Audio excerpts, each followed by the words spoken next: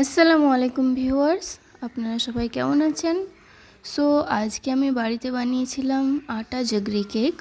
চলুন রেসিপিটা দেখে নেওয়া যাক। এই রেসিপিতে আমি কোনো রকম ময়দা ইউজ করিনি, সম্পূর্ণ আটা দিয়ে বানিয়েছি। প্রথমে আমি একটা বাটিতে গুড় নিয়েছি, তারপরে রিফাইন্ড অয়েল তাতে অ্যাড করলাম। রিফাইন্ড অয়েল আমার কাছে বেশি ছিল না, তাই আমি এতে সামান্য ঘিও অ্যাড করেছিলাম। এটা পুরোই অপশনাল, আপনারা শুধু রিফাইন্ড অয়েলও অ্যাড করতে পারেন। আমি ঘি অ্যাড করলাম, তারপরে এই দুটোকে একটু মিক্স করে নেব। দেখুন ভালোভাবে মিক্স করে নেবেন। তারপরে আমি বাটার মিল্ক তৈরি করে রেখেছিলাম। সো একটু উষ্ণ গরম জলে আপনারা ভিনেগার দিয়ে 5 মিনিট সাইডে রেখে দেবেন, আপনাদের বাটার মিল্ক রেডি হয়ে যাবে। সেটাই আমি একটু একটু করে অ্যাড করে এটাকে ভালোভাবে মিক্স করে নেব।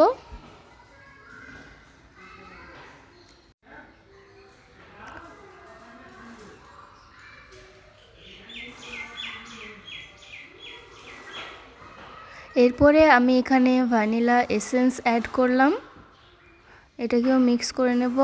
তারপরে আমি এখানে গমের আটা ইউজ করেছি। দেখুন 1 কাপ নিয়েছি, একটু একটু করে প্রতিবারে মিক্স করব।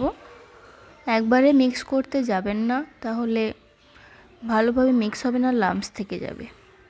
প্রতিবারে একটু একটু করে নেবেন আর মিক্স করে যাবেন। আমার ভিডিওগুলো যদি আপনাদের ভালো লেগে থাকে তাহলে লাইক, কমেন্ট, শেয়ার করবেন আর চ্যানেলটাকে সাবস্ক্রাইব করে যাবেন। দেখুন আমি এবার সবটা দিয়ে দিলাম, এবার ভালোভাবে মিক্স করছি। ব্যাটারটা খুব থিক মনে হলে আপনারা যে বাটার মিল্কটা ছিল সেটা একটু একটু করে অ্যাড করবেন। আমি এখানে একটু অ্যাড করেছিলাম।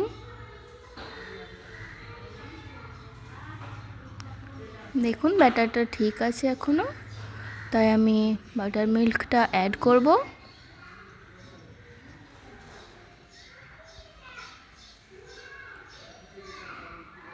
ভালোভাবে এটাকে মিক্স করে নিতে হবে।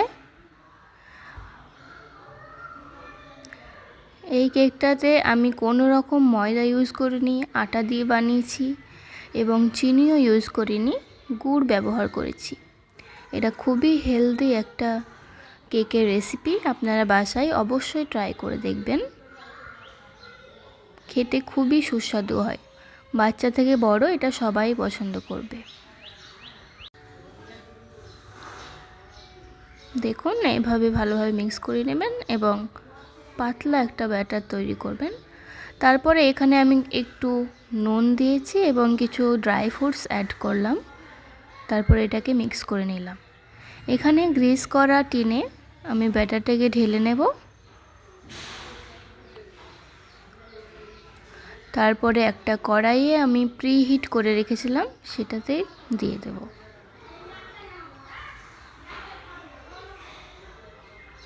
এরপরে একটু ট্যাপ করে নেবেন যাতে এয়ার বাবলস না থাকে এবং উপরে আমি কিছু এখানে ড্রাই ফ্রুটস অ্যাড করেছি এবং এটাকে ভালোভাবে আমি ছড়িয়ে দেব উপরে। তাহলে দেখতে অনেকটা সুন্দর হবে আর খেতে অনেক সুস্বাদু হবে।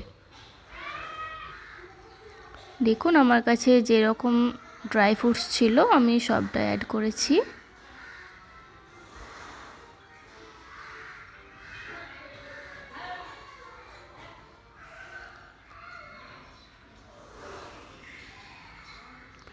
এরপরে প্রিহিট করে রাখা কড়াইয়ে আমি এটাকে বসিয়ে দেব। 40 থেকে 45 মিনিট এটাকে আমি বেক করে নেব। ফ্লেমটা আপনারা একদম লোতে রাখবেন এবং 40 থেকে 45 মিনিট বেক করে নেবেন। দেখুন বেক করার পর কত সুন্দর কেকটা ফুলেছে আর দেখতে অনেকটা সুন্দর লাগছে। এরপরে আমি এটা বার করে নিয়ে ডিমোল্ড করে পেপারগুলো আমি সরিয়ে দেব। দেখুন কতটা সফট হয়েছে কেকটা আমার।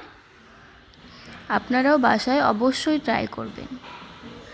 আর এখানে আমার ছেলে ক্যামেরাটা ধরেছিল, তাই ক্যামেরাটা ভালোভাবে দেখা যাচ্ছে না। দেখুন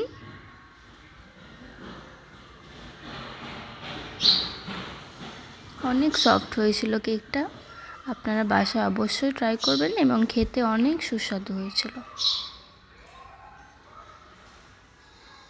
দেখতেই পাচ্ছেন আপনারা কতটা সফট হয়েছে। ভালো লাগলে লাইক, কমেন্ট, শেয়ার এবং চ্যানেলটাকে সাবস্ক্রাইব করে যাবেন। বাই।